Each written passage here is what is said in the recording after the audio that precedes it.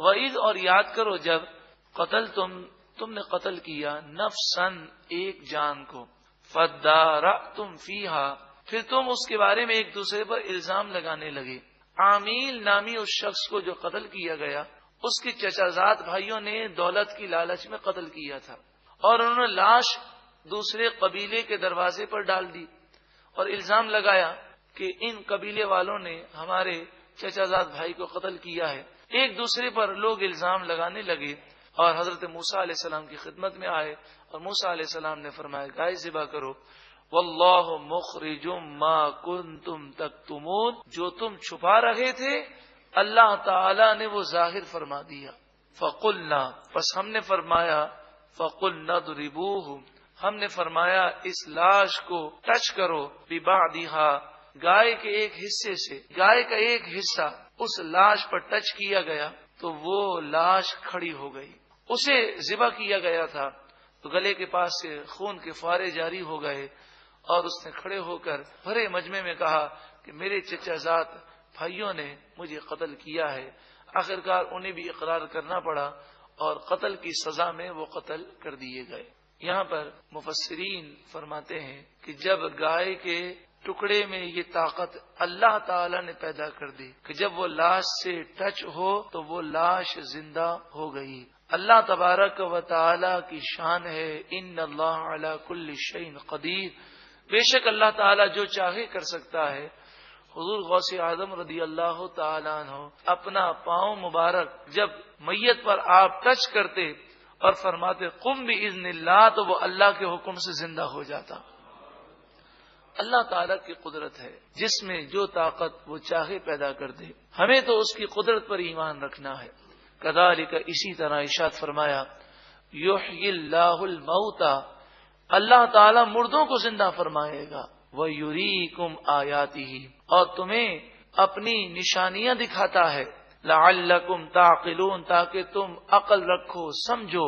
اس واقعے میں تصور آخرت ہے. جو رب ایک مردہ لاش کو دوبارہ زندہ کرنے پر قادر ہے وہی رب اس پر بھی قادر ہے کہ تم جب مٹی میں مل جاؤ گے پھر تمہیں زندہ کرے گا. اس کی بارگاہ میں تمہیں حاضر ہونا ہے. تمہیں تصور آخرت پیدا کرنا ہے اور اللہ کے خوف کو پیدا کر کے اللہ اور اس کے رسول کی فرما برداری کرنی ہے. ثم قست قلوبکم من بعد ذلک پھر اس کے بعد تمہارے دل سخت ہو گئے. یہ واقعہ نصیحت کے لیے ہے. مگر تمہارے دل سخت ہو گئے. فہی کالحجارہ بس وہ گویا کے پتھروں کی طرح ہے. تمہارے دل پتھر بن گئے کہ موت کا تصور نہیں, اللہ کی بارگاہ میں اٹھنے کا تصور نہیں, گناہ پر گناہ کیے جا رہے ہو. ارے پتھروں کی طرح تو کیا او اشد قسوہ بعض لوگوں کے دل تو پتھروں سے بھی زیادہ سخت ہو گئے. وَإِنَّ مِنَ الْحِجَارَةِ اور بے شک پتھروں میں سے ضرور بعض پتھر وہ ہیں یتفجر منہ الانہار کہ جس سے نہریں بہ نکلتی ہیں. وَإِنَّ مِنْهَا لَمَا يَشَّقَّقُ اور بے شک پتھروں میں سے بعض پتھر وہ ہیں جو پھٹ جاتے ہیں. فَيَخْرُجُ مِنْهُ الْمَاءُ اور اس سے پانی نکلتا ہے. وَإِنَّ مِنْهَا لَمَا يَهْبِطُ مِنْ خَشْيَةِ اللَّهِ اور بے شک پتھروں میں سے بعض پتھر وہ ہیں کہ جو اللہ کے خوف سے گر جاتے ہیں. افسوس کا مقام ہے پتھر اللہ کا خوف رکھے, پتھر عشق رسول رکھے. انسان کہلانے والا اگر عشق رسول سے دور ہے, خوف خدا سے دور ہے, تو پتھروں سے بھی گیا گزرا ہے. نبی کریم صلی اللہ علیہ وآلہ وسلم جبل احد کے متعلق فرماتے ہیں یہ پہاڑ ہم سے محبت کرتا ہے اور ہم اس سے محبت کرتے ہیں. یہ جنتی پہاڑ ہے. تو پتھر حضور سے محبت کریں, پتھر حضور کو پہچانے اور سلام پیش کریں. اور کیا مسلمان کہلانے والا حضور کی بارگاہ میں سلام پیش نہ کرے؟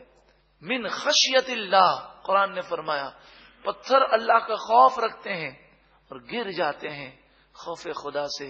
کیسا پتھر دل انسان ہے, بلکہ پتھروں سے بھی زیادہ سخت ہے کہ گناہ کرنے کے باوجود اللہ کے خوف سے اس کی آنکھوں میں آنسو نہ آئیں. وَمَا اللَّهُ بِغَافِلٍ عَمَّا تَعْمَلُونَ اور تمہارے کاموں سے اللہ بے خبر نہیں ہے. اے گناہ کرنے والوں, اے اللہ کی نافرمانی کرنے والوں, اللہ تمہارے کاموں سے باخبر ہے. وہ تمہارے ہر کام کو، ہر نیت کو جانتا ہے۔ اگلی آیت میں مومنوں کو یہ سمجھایا گیا ہے کہ اے مومنوں، اکثر یہودی ایمان نہیں لائیں گے، تو ان کی خاطر تم دین اسلام کو نہ چھوڑو، انہیں خوش کرنے کی کوشش نہ کرو۔ افتطمعون ان یؤمنوا لکم، کیا تم امید رکھتے ہو کہ یہ یہودی تم پر یقین کریں گے، تمہاری خاطر ایمان لائیں گے؟ حالانکہ ان کی حالت تو یہ ہے، وقد کان فریق منہم، بے شک ان یہودیوں میں سے ایک گروہ ایسا گزرا ہے، یسمعون کلام اللہ، جو اللہ کے کلام کو سنتا، ثم پھر یحرفونہ من بعد ما عقلوہ وہم یعلمون، جان بوجھ کر سمجھنے کے باوجود اللہ کے کلام کو وہ چینج کر دیا کرتے۔ جو اللہ کے کلام کو تبدیل کرنے کا جرم کرنے والا ہے، کیا وہ اب اللہ کی بارگاہ میں جھک سکتا ہے؟ ان کے دل سخت ہو گئے ہیں اور یہ ایسے دھوکے باز ہیں۔ وَإِذَا لَقُوا الَّذِينَ آمَنُوا، اور جب یہ ایمان والوں سے ملاقات کرتے ہیں، قَالُوا آمَنَّا، تو کہتے ہیں ہم ایمان لائے۔ وَإِذَا، اور جب خَلَا بَعْضُهُمْ إِلَى بَعْضٍ، اور جب آپس میں ایک دوسرے سے ملاقات کرتے ہوئے تنا ہوتے ہیں، قالوا، تو وہ کہتے ہیں، اتحدثونہم بما فتح اللہ علیکم، کیا تم مسلمانوں کو وہ علم بتاتے ہو جو علم اللہ نے تم پر کھولا ہے؟ بعض یہودیوں کے بارے میں مفسرین نے فرمایا کہ وہ تھے تو یہودی، لیکن جب مسلمانوں سے تنہائی میں ملتے تو مسلمانوں کو کہتے کہ تم نے جس نبی آخر الزمان صلی اللہ علیہ وسلم کا دامن تھاما ہے، یہ سچے نبی ہیں، تمہیں ان کا دامن نہیں چھوڑنا۔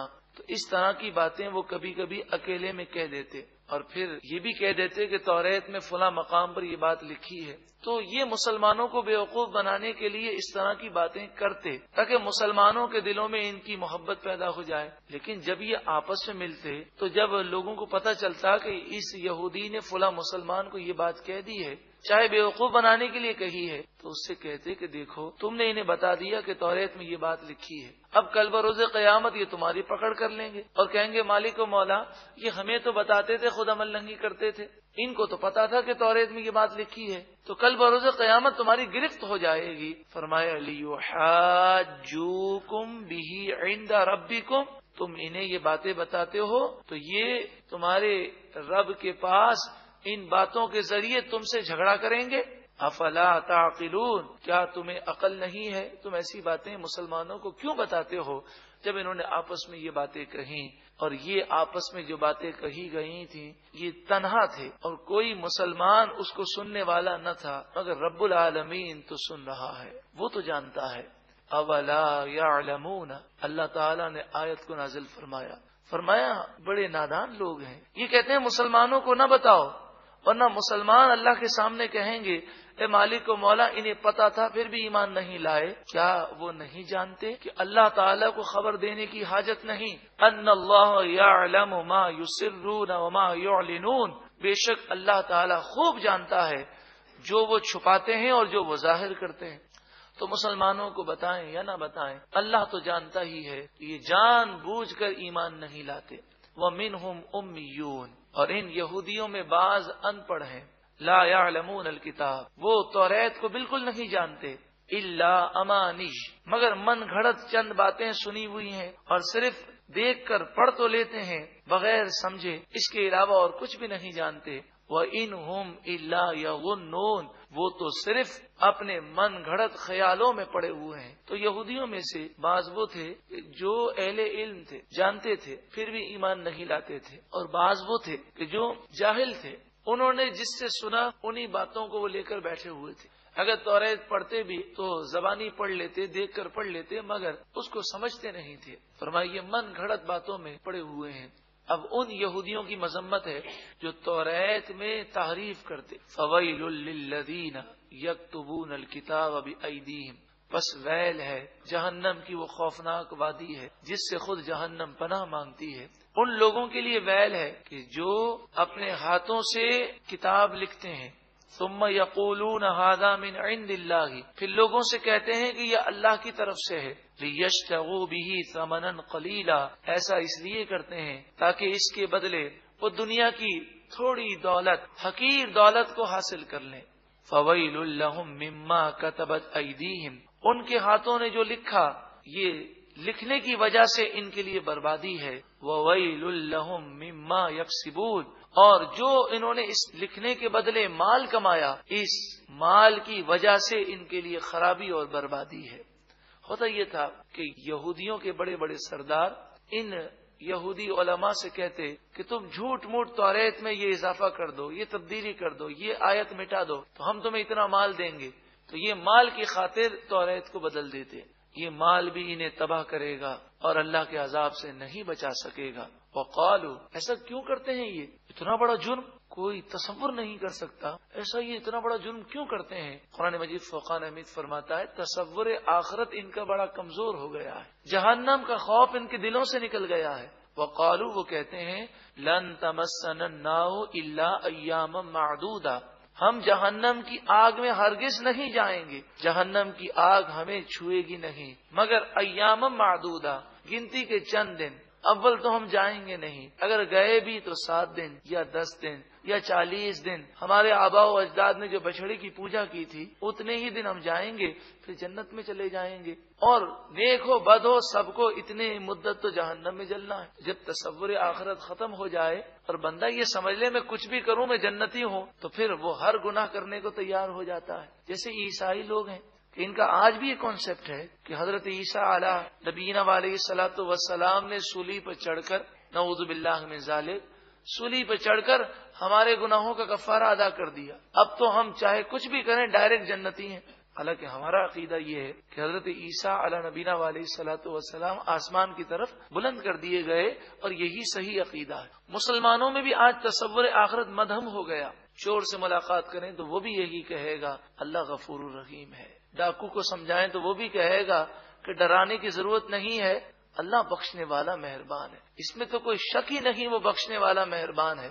لیکن جہنم اسی نے بنائی ہے، جہنم میں وہ اپنے بندوں کو ڈالے گا، گناہگار لوگ جہنم میں جائیں گے، یہ قرآن نے بیان کیا، اسی کا کلام ہے جو یہ بیان کرتا ہے۔ ہمیں چاہیے کہ ہم جہاں اللہ کی رحمت پر امید رکھتے ہیں اس کے قہر و غضب سے بھی ڈریں۔ قل، اے محبوب آپ فرمائیے، اتخذتم عند اللہ عہدا، کیا تم سے اللہ نے کوئی وعدہ کیا ہے کہ تم کچھ بھی کر لو تمہیں جنت ہی ملے گی؟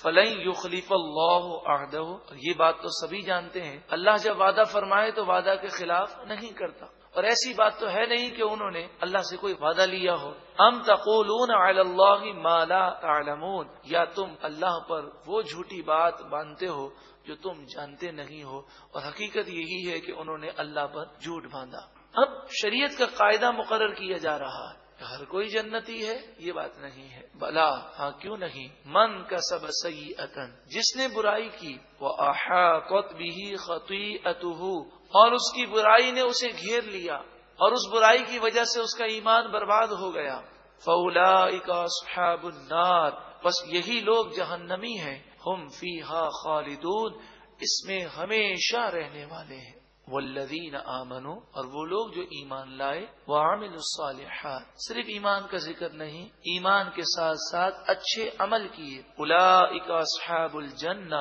یہی لوگ جنتی ہیں، ہم فیہا خالدون، اس میں وہ ہمیشہ رہنے والے ہیں۔ دونوں راستے سامنے ہیں، جنت کی راہ پر چلنا ہے تو اللہ اور اس کے رسول کی فرما برداری کرنی ہے۔ اللہ تعالی ہمیں جنت کی راہ پر چلنے کی توفیق عطا فرمائے۔